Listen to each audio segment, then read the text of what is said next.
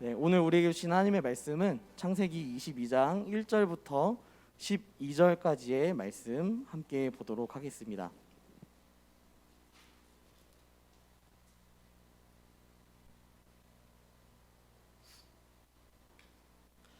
창세기 22장 1절부터 12절까지의 말씀 함께 보도록 하겠습니다.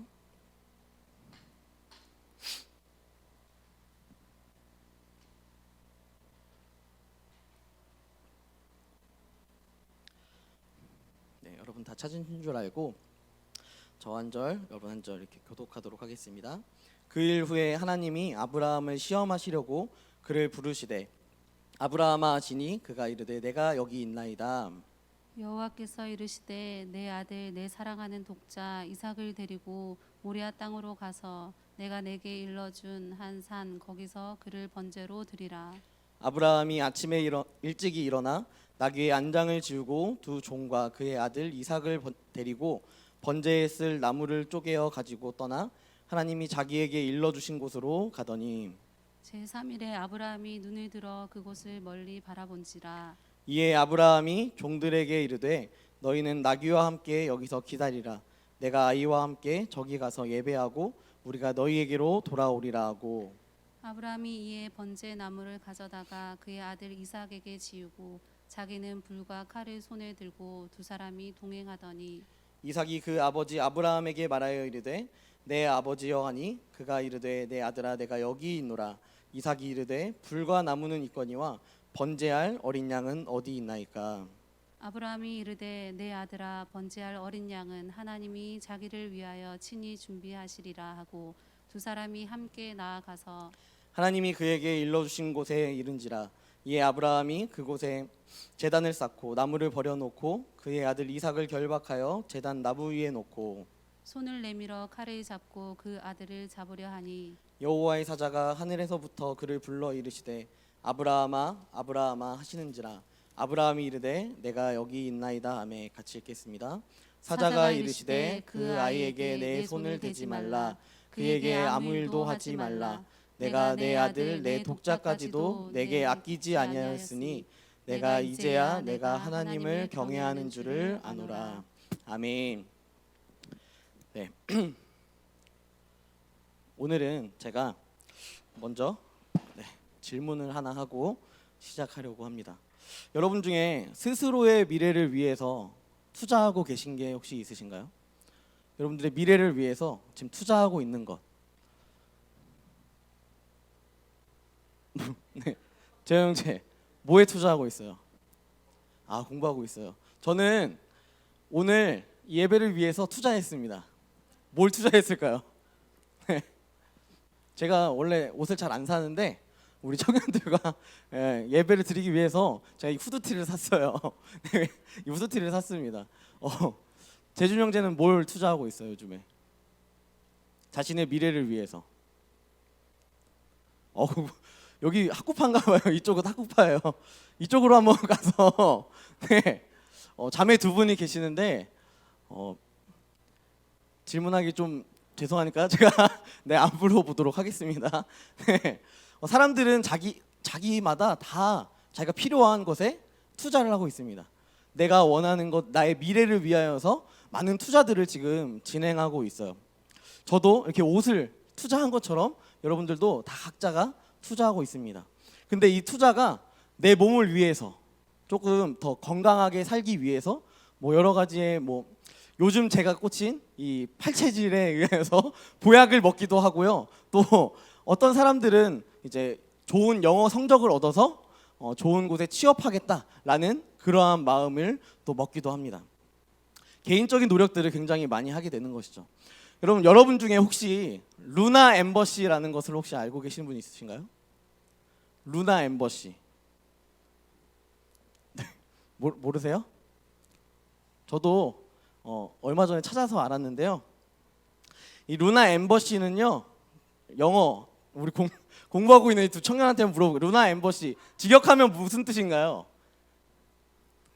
네, 당황스럽죠? 네, 달 대사관이라는 의미를 가지고 있습니다. 여러분 요즘에 사람들이 투자하는 게 무엇이냐면 달에 땅을 산대요. 여러분, 달에 땅을 산대요, 땅을.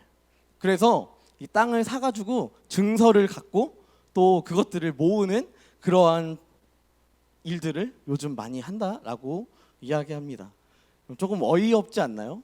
조금 이거 왜 하지? 이거 왜 하는 거지? 라는 생각이 드는 그러한 투자의 방법일 거예요. 그런데 이 투자하는 것들이 외국에서 막 유행하다가 지금은 대한민국에서도 굉장히 많은 사람들이 달을 지금 사고 있다라고 이야기합니다.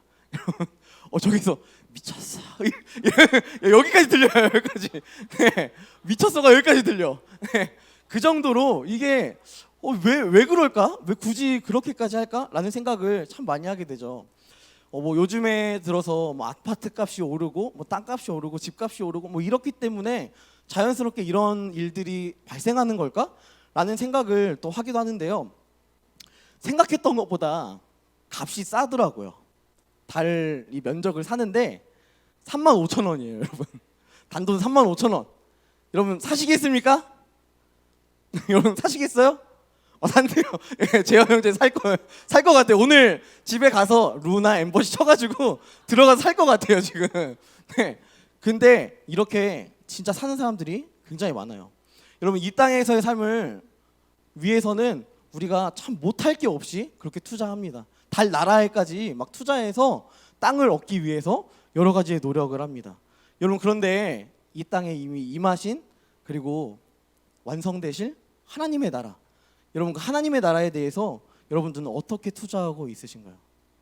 여러분들의 삶에서 정말 하나님의 나라를 위하여서 열정을 갖고 있으신가요? 오늘 말씀을 통하여서 여러분이 바라고 있는 이 세상의 가치가 아니라 온전히 하나님의 가치, 하나님의 방법, 하나님의 뜻대로 우리가 하나님의 나라를 세워나가고 우리의 삶 가운데 또한 하나님의 나라를 온전히 이루어나가는 우리 모든 청년들이 되기를 간절히 소망합니다. 오늘 말씀은요, 웬만한 주일학교를 다녔다면 다 아는 말씀이에요.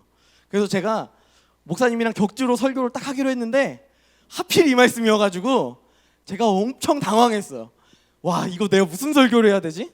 이 뻔한 설교를?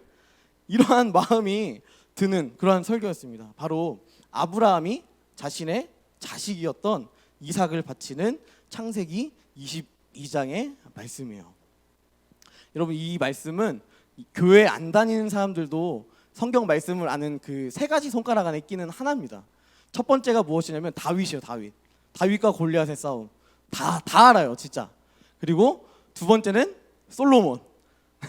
솔로몬에 대한 내용들 다 아시잖아요. 막 두 여자가 와가지고 자기 아들을 자기식이라고 막 이렇게 이야기하는 거.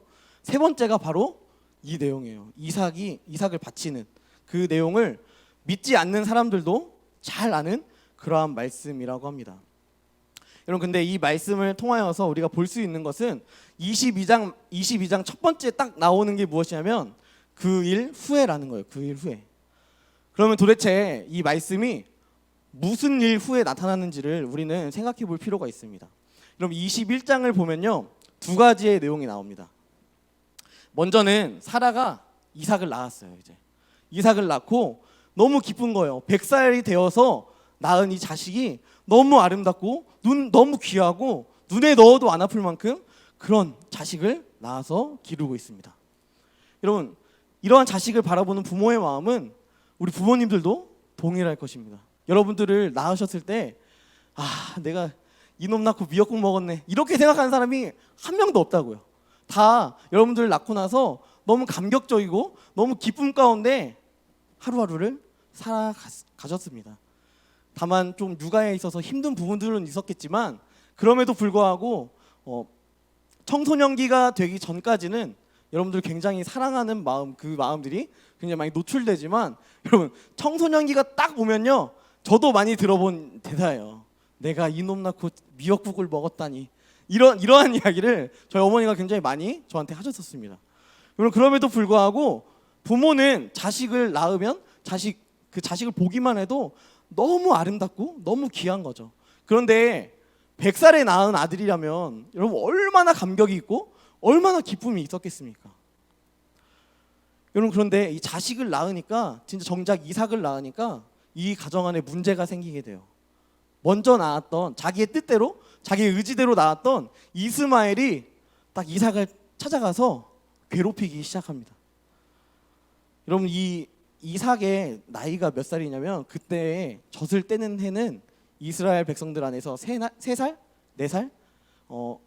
실질적으로 볼 수 있는 얘는 시온이. 네, 시온이를 17살짜리 얘가 와서 괴롭히는 거예요 지금. 이 괴롭히니까 부모가 너무 열이 받는 거예요. 이 사라가 그걸 보면서 이놈의 이 종의 자식이 감히 내 아들을 건드려? 내 아들을 감히 괴롭혀? 이러한 마음이 들기 시작하는 것이죠. 그래서 아브라함에게 찾아가서 이야기합니다. 야, 쟤네 내쫓아. 나 쟤네랑 진짜 같이 못 살겠어. 내쫓아! 라고 이야기를 하게 되는 것이죠. 그러니까 아브라함이 하갈과 이스마엘을 내쫓았습니다. 이것이 첫 번째 사건이었어요. 두 번째 사건은 무엇이었냐면요, 아비멜렉과 아브라함이 언약을 맺는 그러한 사건입니다. 이 아비멜렉은 어디서 나오냐면 창세기 20장에서 또 나왔었어요. 창세기 20장에서 아브라함이 이 아내를 누이라고 속이는 그 사건 안에서 그 지역 장소가 어디냐면 그랄이었습니다. 그랄. 그 땅의 왕이 바로 아비멜렉이었어요. 여러분, 그런데 이 아비멜렉의 뜻이 무엇인지 아시나요? 아비멜렉. 모르니까 제가 앞에 있겠죠. 네. 아비멜렉은 내 아버지는 왕이시다 라는 의미를 가지고 있습니다. 원래 그래서 이 이름이 원래는 제사장들, 이런 하나님을 섬기는 사람들, 이런 사람들에게 주로 사용되는 그러한 이름이었는데, 이 블레셋 사람이었던 그랄 왕 이 아비멜렉이라는 이 호칭이 사용되었던 것은 그만큼 이 시대 가운데 하나님이 아니라 자기 자신을 믿고 내 부모를 믿고 살아가던 시대였다라는 것을 우리는 생각해 볼 수 있는 것입니다. 그래서 아비멜렉이라는 이 이름을 가진 그랄 왕과 아브라함이 언약을 맺게 되는 것이죠. 여러분, 이 두 사건이 어떻게 보면 굉장히 다른 사건일 수 있지만 사실은 이 두 사건은요, 마치 깔때기처럼 하나로 연결시켜주는 그러한 내용이 됩니다. 여러분, 이삭은 어떤 사람이었나요? 이삭은 그냥 기쁜 그런 대상이 아니었어요. 아브라함의 대를 이어서 바다의 모래알처럼 하늘의 별처럼 많은 자손을 낳아야 할 사라에게서 나온 자식이었습니다. 여러분, 그에게는 대체자가 있어서는 안 됐습니다. 그에게 있어서는 이삭만 필요한 존재였어요. 그런데 지금 이스마엘이 있는 것을 보면서 이스마엘을 내쫓는 것, 어떻게 보면 하나님의 언약을 다시 세워나가는 아브라함의 이 재충전의 모습이라고 볼 수 있는 것입니다. 또 우물의 주인을 가르는 것이 뭐가 그렇게 중요하겠어요, 여러분.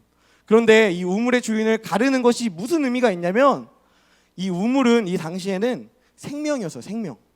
이 우물이 없으면요, 나도 물을 못 먹고요, 내 자식도 못 먹고요, 내 종도 못 먹고 내가 기르는 가축들도 아무것도 못 먹어서 결국은 죽어버리게 되는 그런 상황까지 이르게 됩니다. 그러니까 이 우물 자체가, 이 우물을 소유했다는 것 자체가 생명력을 가지고 나뿐만 아니라 내 자녀, 그리고 내 종, 내가 데리고 있는 모든 것들이 다 생명력을 얻게 하는 그러한 근거가 되는 것이죠. 여러분, 예전에 아브라함은 어땠습니까? 지 살기 바빴어요. 나 하나 살고 싶어서 누이라고 그렇게 속였다고요. 그런데 이 아브라함의 인생이 변화되기 시작했습니다. 이제는 자기 자신뿐만 아니라 자신과 함께하는 모든 사람들을 위하여서 아브라함이 감히 아비멜렉 눈도 못 맞추던 이 사람이 아비멜렉에게, 야, 니네 종이 내 우물을 자꾸 침략하잖아, 너 자꾸 선 넘지 마 라고 이제는 이야기하는 것이죠. 이 두 가지의 사건을 통하여서 겪은 이 아브라함이 이제는 이삭을 번제로 바치는 사건 가운데 나아가고 있습니다. 조금은 신앙 안에서 성장한 아브라함에게 하나님께서 시험을 허락하시는 것이죠. 여러분, 이전에 21장 말씀까지는 한 3, 4살 정도의 나이라고 했잖아요. 그런데 22장이 되니까 대략 17살, 이삭이 17살에서 30살, 우리 이 교회에서는요 17살로 생각해요. 근데 유대교에서 보면요 30살 정도로 생각한다고 합니다. 그래서 그 정도의 나이대, 그 나이대에 있는 이 이삭이 됐다라는 것이죠. 그러니까 엄청난 세월이 흘러간 거예요. 짧게는 10년, 길게는 20여 년의 시간이 흘러갔습니다. 여러분, 그러면 20여 년의 세월 동안 그럼 아브라함의 삶은 어땠을까요? 여러분, 이 21장과 22장 사이에 있는 아브라함의 삶이 어땠을까요? 어땠을 것 같으세요? 몰라요. 아브라함의 삶은 아마 자기가 생각했을 때 굉장히 평안했을 거예요. 왜냐하면 내가 갖고 싶은 게 생겼잖아요. 내가 추구했던 게 생겼잖아요. 내가 100년 동안 원했던 것이 생겼잖아요. 자식이 생기니까 그냥 눈 뜨기만 해도 너무 행복한 거예요. 얘를 볼 수 있는 것만으로도 행복한 거예요. 그래서 10년 동안 아브라함은 너무너무 행복한 생활을 살았을 것입니다. 게다가 우물도 있어요. 물도 있어요. 식량을 어떻게든 먹을 수가 있어요. 이 평안이 얼마나 기뻤는지 10여 년 동안 하나님께서 아브라함에게 접근하지도 않으십니다. 그런데 이 10년 혹은 20년의 세월 동안에 이렇게 살아가던 아브라함에게 하나님께서 나타나시는 것은 그의 평안이 자기가 생각했을 때는 100%의 평안이다. 난 이걸로 너무 만족한다 라고 느꼈을 수도 있지만 그의 삶에서 이것은 진정한 평안이 아니었다라는 것을 우리는 알 수 있습니다. 여러분, 하나님께서 아브라함에게 처음 나타나셔서 말씀하신 것이 야, 너 아들 없는데 아들 줄게, 이렇게 이야기하지 않았어요. 하나님께서 아브라함에게 처음 나타나서 말씀하신 것이 무엇이냐면 너의 그 본토 친척 아비 집을 떠나서 내가 내게 보여줄 땅으로 가라. 땅으로 가라는 거였어요. 땅으로 가라. 여러분, 어떻게 보면 이 땅으로 가라 이 말이 없었다면 아브라함의 삶 가운데 자기 아빠랑 같이 있는 게 제일 평안했을 거예요. 그럼에도 불구하고 하나님의 명령, 가라라는 명령 앞에 순종했다라는 것을 볼 수 있습니다. 여러분, 우리가 히브리서 11장 말씀을 우리 함께 보았으면 좋겠는데요. 히브리서 11장 8절 말씀 같이 읽어볼까요? 시작. 믿음으로 아브라함은 부르심을 받았을 때 순종하여 장래의 유업으로 받을 땅에 나아갈새 갈 바를 알지 못하고 나아갔으며. 네, 여러분, 믿음으로 아브라함이 부르심을 받아서 나아갔는데 그 부르심이 아들 준다는 부르심이 아니었다고요. 좋은 우물을 너에게 줄게, 이것이 하나님께서 아브라함에게 하신 부르심이 아니었습니다. 그 부르심은 무엇이었냐면 내가 내게 보여줄 땅으로 가라는 것이었습니다. 가라는 것. 여러분, 우리는 생각할 수 있어요. 우리가 필요한 것들 다 채워지면 난 평안할 거야. 나의 삶을 평안할 거야. 그렇게 생각할 수 있습니다. 그래서 좋은 직장으로 취업하려고 하죠. 그리고 취업뿐만 아니라 많은 월급을 받을 수 있는 곳으로 가려고 합니다. 또 좋은 학벌을 얻으려고 굉장히 노력해요. 그래서 그것을 얻으면 우리가 평안하다 스스로 생각합니다. 그리고 이렇게 이야기하죠. 아, 내 인생 너무 잘 된 것 같아. 여러분, 근데 여러분, 평안은요 한정적인 게 아니에요. 조건적인 게 아니라고요. 평안은 절대적인 겁니다. 절대적인 거. 여러분, 좋은 직장에 딱 들어갔어요. 몇 개월만 있어 보세요. 이직의 그 꿈을 여러분 꾸게 됩니다. 그럼 제가 이번 주에 그 유퀴즈를 봤는데요. 유퀴즈에 이 사람이 나왔는데 무슨 내용이었냐면 이직의 왕이라는 그런 이번에 프로그램으로 했는데 많은 사람들이 나왔어요. 그러면서 뭐 선장이었던 사람이 변호사가 되는 그런 케이스도 보게 되고, 그리고 전기주 씨인가요? 배우 중에 이제 삼성전자에 처음에 들어갔다가 뭐 기자도 했다가 모델도 했다가 배우가 된 그런 사람을 또 보여주기도 했습니다. 여러분, 그런데 이 사람이 삼성 땅 처음 들어갔을 때 기뻤겠죠. 내가 너무 평안할 것 같다. 내 삶은 성공했어 라고 생각할 수 있겠습니다. 하지만 여러분, 결국 그곳을 뛰쳐나왔잖아요. 왜 뛰쳐나왔을까요? 그곳에서의 삶이 평안하지 않았기 때문일 것입니다. 여러분, 좋은 월급을 받는다고 해도 여러분 기쁘지 않습니다. 여러분, 통장 잔고를 딱 보는 순간 어디서 이렇게 빠져나갔는지 모르겠는데 다 빠져나가 있는 이 통장 잔고를 보면 별로 이렇게 평안하거나 뭐 기쁘거나 이런 개념이 들지가 않아요. 여러분 좋은 학교에 딱 갔어요. 서울대 딱 입학했다고 예를 들어봅시다. 서울대 근처도 못 가봤지만 서울대 딱 갔는데 여러분 너는 고등학교 때 몇 등 했니? 라고 했을 때 다 전교 1등이고 보니까 나보다 똑똑한 사람들이 많으면 그 사람이 과연 행복할까요? 그곳에 가서 뭐 서울대라는 타이틀을 얻는 거 기쁘겠죠. 좋겠죠.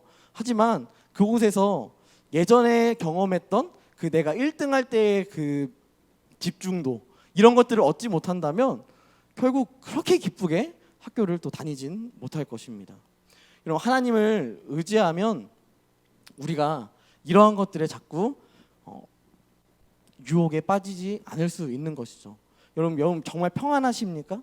여러분 한 주 동안의 삶 가운데 공부하느라 힘들었던 우리 두 청년 그리고 많은 삶을 살아갔던 많은 청년들 여러분 평안하신가요? 여러분 안에 정말 샬롬이 있으십니까?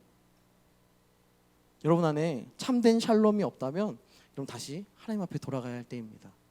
여러분 그때 무화과 나무잎이 마르고 열매가 없을지라도 오직 난 여호와로 즐거워한다.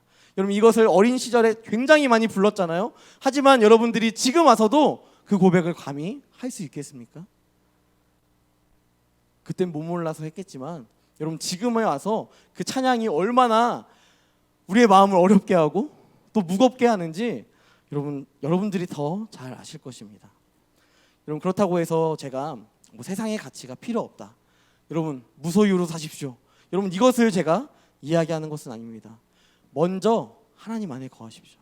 먼저 하나님께서 우리에게 주신 은혜로 살아가십시오. 그것이 먼저여야 하고 그것이 선제되어야 우리의 삶 가운데 진정한 평안이 임할 줄 믿습니다. 여러분 그렇게 10여 년의 기간 동안에 스스로 평안하다 느끼는 삶을 살아가던 아브라함에게 갑작스러운 시험이 찾아왔죠. 성경은 미리 밝힙니다. 이 사건이 시험이다. 여러분 성경에서 말하는 시험은 무슨 의미일까요? 바로 이 걸러낸다라는 의미인 것 같아요. 혹시 여러분 잡채해 보신 적 있으세요? 잡채해 보신 적 있으세요? 네. 혹시 어머니가 잡채하는 거 보신 적 있으신가요? 네. 저거 자꾸 TV를 너무 많이 보나 봐요. 제가 최근에 또 TV를 봤는데 TV를 너무 많이 보나 봐. 조인성 씨가 나와가지고 그 사장으로 있는 TV를 봤어요. TV 프로그램을 봤는데 그 조인성 씨가 음식을 엄청 잘한다고 하더라고요. 그래서 보는데 닭게장을 한 거예요. 그래가지고 그걸 보는데 거기 당면을 넣으려고 면을 삶았어요. 그래서 체에다가 이제 뜨거운 물을 부으면 면만 남잖아요. 그때 거꾸로 해가지고 면과 물이 다 이렇게 엎어져 버리는 그런 모습을 제가 본 적이 있습니다. 여러분 그런데 이 시험이라는 것은 이런 개념인 것 같아요. 뜨거운 물에다가 당면을 삶았어요. 그러면 우리가 물을 먹기 위해서 삶은 게 아니라 당면을 먹기 위해서 삶았잖아요. 그럼 체에 걸을 때 남는 것은 당면이고 없어지는 것은 물입니다. 여러분 그런데 여러분들의 신앙이 엄청 뜨겁게 막 타오르다가 여러분들이 지금 이 상황이 정말 당면처럼 실질적으로 남아있는 신앙인지 아니면 그냥 뜨거운 물처럼 그냥 한순간에 없어져 버리는 그러한 신앙을 가지고 있는지 우리는 다시 한번 생각해 볼 필요가 있는 것이죠. 이것이 하나님께서 우리에게 원하시는 시험의 이유입니다. 이 당면처럼 조금 표현이 이상할 수 있지만 당면처럼 남아있는 신앙, 실질적인 신앙, 이러한 신앙의 모습을 갖기 원하신다라는 것입니다. 하나님은 아브라함에게 나타나셨어요. 하나님께서 굉장히 잔인하다는 것을 좀 느꼈습니다. 확인 사살을 하시는데요. 총 3번 얘기하세요. 내 아들, 내 사랑하는 독자 이삭. 여러분 이삭을 표현하는데 그냥 야 네 아들 있잖아 바쳐 이렇게 표현하는 게 아니라 네 아들, 네가 사랑하는 독자 이삭 바쳐라.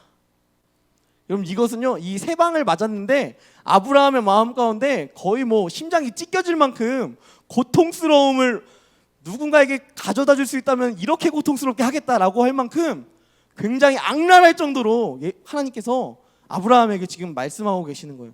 네가 네 아들 얼마나 사랑하는지 알거든? 근데 너 바쳐라. 내가 준 이 아들 그냥 바쳐. 이렇게 이야기하시는 것이죠. 하나님 아브라함이 얼마나 이삭을 사랑하는지 알고 있었습니다. 그런데도 불구하고 하나님께서 이삭을 바쳐라라고 이야기하고 있습니다. 아마 이 아브라함은 그 이야기를 들은 후부터 잠도 제대로 못 잤을 거예요. 그 들은 시간부터 1분 1초가 굉장히 아깝게 느껴졌을 것입니다. 왜냐하면 번제가 어떻게 드리는 제사인지를 아브라함 너무도 잘 알고 있었거든요. 여러분, 우리가 레위기 1장 3절부터 9절까지의 말씀을 읽으려고 했는데 너무 길어요. 네, 그래서 어떤 느낌인지 여러분, 처음에 배를 가릅니다. 목을 따요. 배를 가릅니다. 그리고 나서 각 뼈마다의 살을 다 벗겨냅니다. 그래서 그 살들을 다 불태워서 화제로 드리는 거예요. 그리고 나서 사람으로 치면은 가죽이 있잖아요. 사람 가죽을 다 벗겨내야 돼요. 여러분, 자기 자식인데 가죽을 벗겨내야 돼요. 여러분, 이 제사가 아브라함은 어떤 제사인지 너무도 잘 알고 있었다고요. 그러면 이 아브라함이 번제 정도 뭐 간단하네 이렇게 생각했을까요? 와, 지금 뭔 상황이야 이게? 이거 실화냐? 이렇게 느껴질 정도로 말도 안 되는 상황이었겠죠. 사랑하는 아들이 있는데 그 아들을 가죽채 벗겨내야 되는 그러한 모습을 자기 스스로 자기 손으로 해야 되는, 여러분 상상만 해도 아주 끔찍합니다. 그런데 하나님은 이런 시험을 아브라함에게 허락하신다는 거예요. 아브라함이 아침부터 일찍이 준비하여서 두 종과 그의 아들을 데리고 떠났습니다. 모리아 땅으로 가는데 대략 한 3일 정도의 시간이 걸렸다고 해요. 3일 정도의 시간이 딱 걸렸는데, 여러분 아브라함의 3일, 여러분 어땠을까요? 죽을 맛이었겠죠. 한숨도 못 잤을 거예요. 여러분 24시간을 3번 했는데 한숨도 못 잘 정도로 너무도 마음에 힘들고 어려운 그러한 시험이었겠죠. 머릿속으로 생각했을 것입니다. 아, 제발 좀 어떻게 좀 됐으면 좋겠다, 뭐 이런 생각도 했을 수도 있습니다. 하지만 그 3일의 기간 동안에 아브라함은 하나님께서 명령하신 것을 거역하지 않고 믿음으로 그 시험을 이겨내려고 한 걸음 한 걸음 내딛고 있습니다. 이삭을 번제로 드릴 때 자신의 마음을 약하게 하고 자신의 앞을 막아 세울 만한 두 종을 모리아산 밑에 두고 이삭과 둘이 이렇게 손을 잡고 가고 있었겠죠. 이삭이 묻습니다. 아빠, 불과 나무는 있는데 제사에 드릴 어린 양은 어딨나요?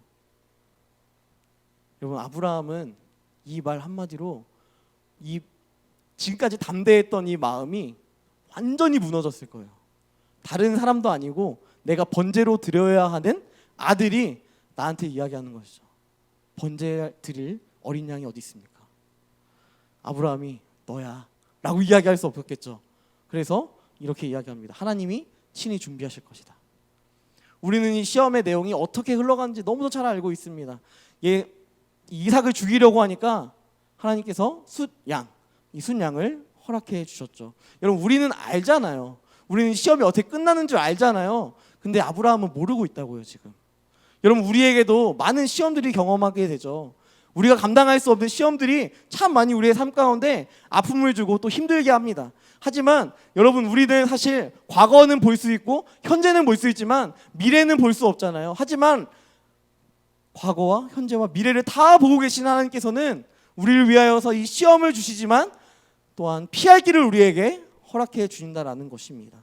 여러분, 아브라함의 이 믿음을 바라보면서 우리는 결과를 다 알고 있으니까 이거 거뜬히 행할 수 있겠지 라고 우리는 만연하게 생각할 수 있지만, 우리가 겪고 있는 이 시험이 여러분에게 얼마나 어렵게 다가온다는 것을 우리가 기억한다면, 생각한다면, 우리는 이 아브라함의 이 믿음을 감히 간단한 문제라고 판단할 수는 없을 것입니다.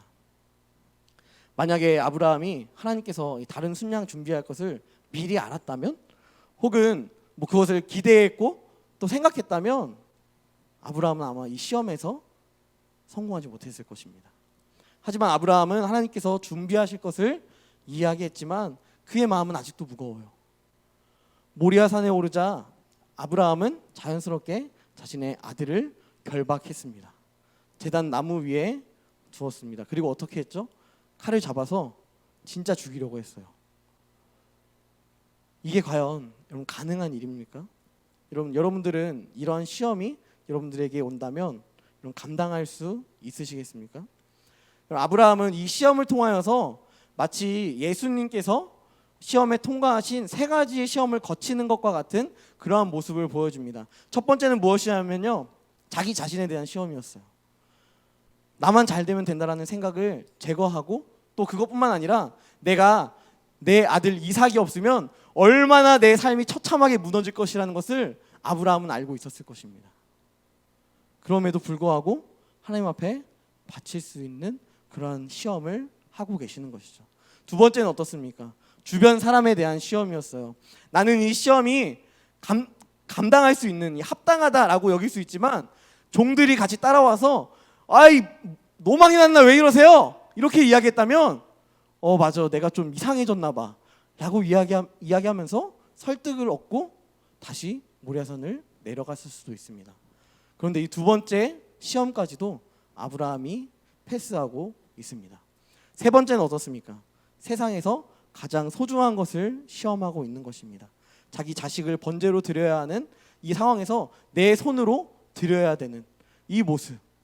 그럼 이 모습이 결코 아브라함이라고 할지라도 쉬운 시험의 모습은 아니었다라는 것이죠. 여러분들은 이러한 시험을 지금도 경험하고 계신가요? 저는 시험이라는 것을 생각해 봤을 때 한 가지 생각이 나는 것이 있습니다. 여러분들도 삶에서 분명히 시험을 경험하실 거예요.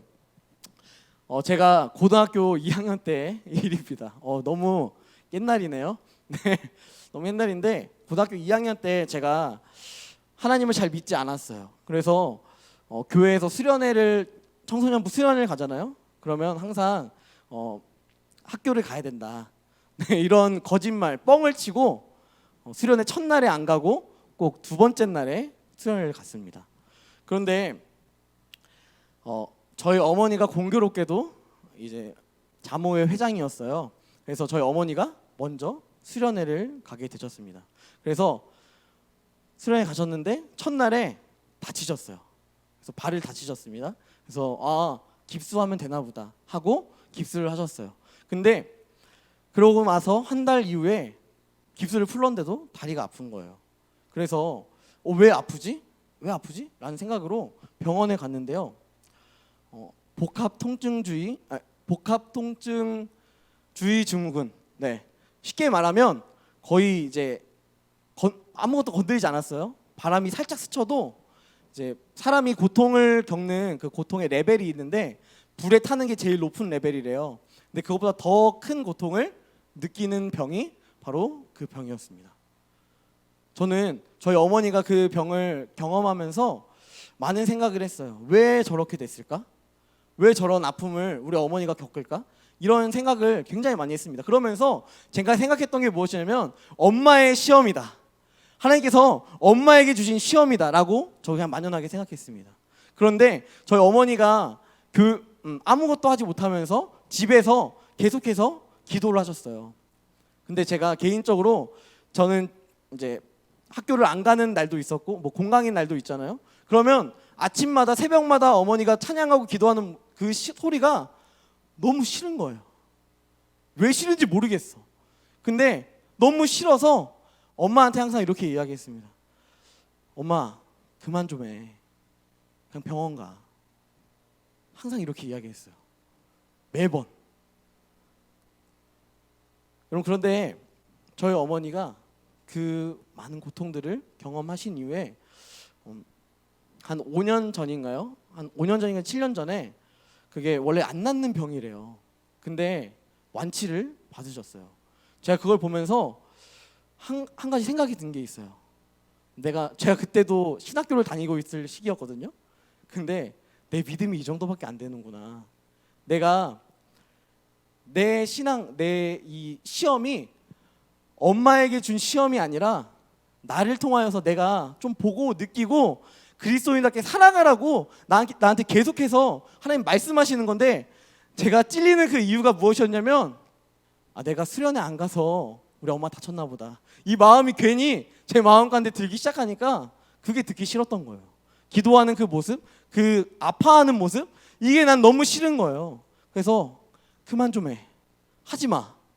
라고 이야기했지만 결국 흘러가는 세월 속에서 제가 느낀 것은 무엇이냐면 그때 엄마가 기도했기 때문에 내가 이 자리에 있구나.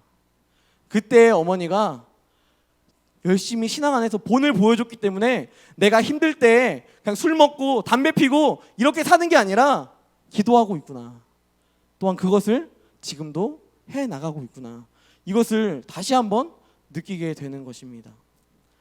여러분, 제가 스스로 제 몸이 아파서 시험을 받은 것이 아니라 다른 사람이 아파서 시험을 받았지만 그 시험을 통하여서 저는 하나님을 다시 바라볼 수 있게 되었습니다. 여러분, 욥은 어떻습니까? 욥기 1장 21절 말씀에 보면요, 이렇게 나와 있어요. 이르되 내가 모태에서 알몸으로 나왔사온즉 또한 알몸이 그리로 돌아가올지라 주시니도 여호와시오 거두시니도 여호와시오니 여호와의 이름이 찬송을 받으실지니라 하고. 여러분, 아브라함은 이삭 한 사람 바쳤잖아요. 욥은요, 아들 7이랑 딸 3을 한꺼번에 죽였습니다.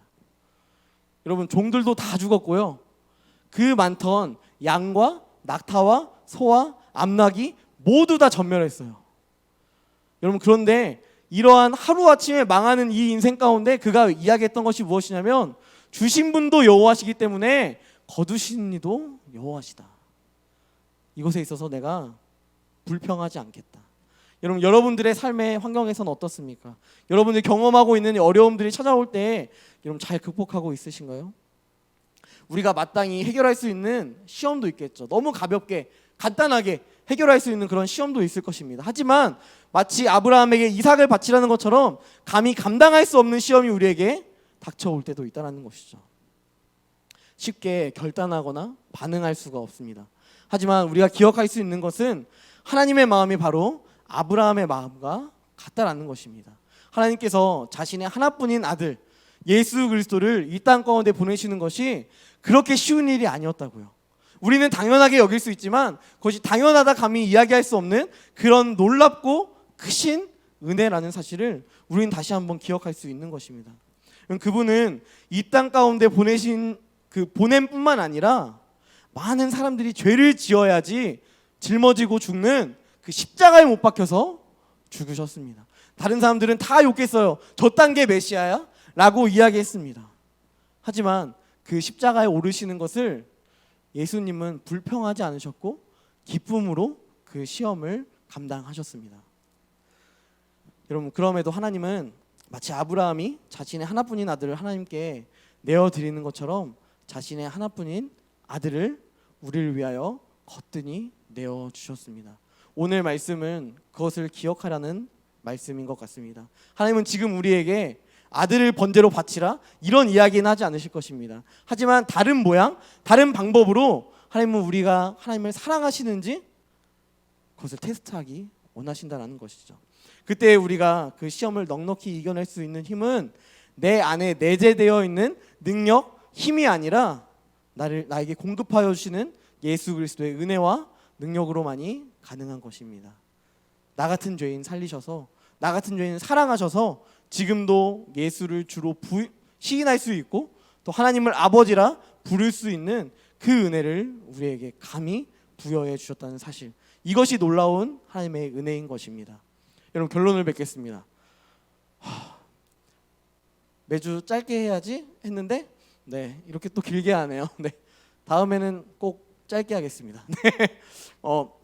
결론을 맺을게요. 여러분, 하나님께서는 항상 명령과 이 시험 가운데 우리를 항상 테스트하기 원하시는 것 같습니다. 하나님은 누구나 감당할 수 있는 시험, 세상 사람들도 다 감당할 수 있는 시험, 이런 것들을 우리에게 원하시는 것이 아니라 하나님을 의지하고 하나님을 붙잡을 때에 가능한 시험만을 우리에게 허락하십니다. 근데 그 시험을 이겨낼 수 있는 힘도 나한테 있는 게 아니라 그 시험을 허락하신 하나님께 있다는 것을 우리는 기억해야 돼요. 그래서 하나님의 은혜, 날 구원하신 주님의 그 은혜, 그리고 나를 지금도 붙잡으셔서 세상에서 빛과 소금으로 살아가기 원하시는 그 은혜, 그 은혜를 우리가 늘 붙잡으며 살아가기 원합니다. 이 풍성한 은혜가 모여서 우리가 성도로 살아가게 됩니다. 여러분, 적도 아세요? 적도가 어딘지 아세요? 다 이렇게 모르시는 것처럼 이렇게 표정을 짓고 있어가지고 지구의 가장 가운데에 있는 그런 곳입니다. 그래서 태양이 제일 뜨겁게 비춰지는 곳이래요. 여러분, 요즘 시대에는 모터로 배가 가지만 예전에는 바람으로 배가 이렇게 이동하는 그 시기에는 적도에서 많은 사람들이 죽었다고 합니다. 그럼 왜냐하면 바람이 안 불어서. 태양은 엄청 쨍쨍한데 바람이 안 부니까 이 적도를 탈출할 수가 없는 거예요. 여러분, 이 적도에 있는 이 바람에 의하여서만 갈 수 있는 이 사람들처럼 우리가 시험을 겪는 이 시험도 이렇게 적도에 있는 사람들과 동일한 모습인 것 같습니다. 하나님은 우리에게 집중하고 계세요. 집중하고 계셔서 우리가 어떻게 하고 있는지 바라보고 계시는데, 우리가 그 적도에서 탈출할 수 있는 방법은 오직 은혜라는 바람을 통하여서만 우리가 탈출해 나아갈 수 있는 것입니다. 은혜 가운데 살아가는 성도들을 향해 사도 바울은 이야기합니다. 하나님은 미쁘시다. 하나님은 믿음직스러우시다. 하나님은 믿을 수 있는 분이다. 그렇기 때문에 우리에게 감당할 수 있는 시험만 주시고, 혹여나 우리가 감당하지 못할 때에는 피할 길도 허락해 주신다. 여러분, 우리는 이번 한 주도 살아내야 합니다. 그때 그 자리에 우리가 그냥 주저앉는 것이 아니라, 주저앉는 신앙이 아니라, 나의 힘이 되신 여호와여, 내가 주님을 찬양합니다. 나의 힘이 되신 여호와여, 내가 주님을 의지합니다. 그 은혜를 사모합니다. 라는 그 마음으로 우리의 삶의 모리아의 산으로 나아가는 저와 청년부 모든 성도님들이 되기를 주님의 이름으로 간절히 소원합니다. 함께 이 시간 찬양하기 원하는데요. 오직 예수뿐이네. 오직 예수뿐이네. 이 찬양에 보면요, 은혜 아니면 살아갈 수가 없네. 호흡마저도 다 주의 것이니 세상 평안과 위로 내게 없어도 예수, 오직 예수뿐이네. 이 귀한 찬양의 가사를 함께 찬양하며 나아가겠습니다.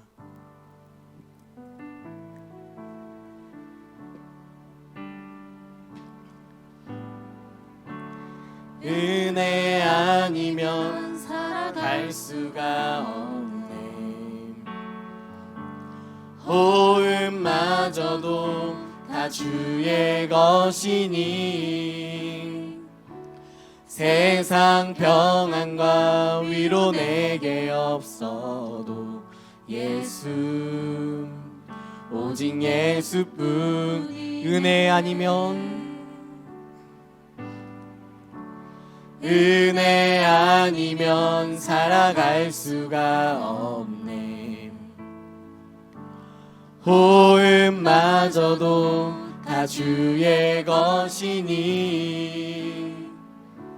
세상 평안과 위로 내게 없어도 예수, 오직 예수뿐이네. 크신 계획, 크신 계획 다 볼 수도 없고, 작은 고난에 지쳐도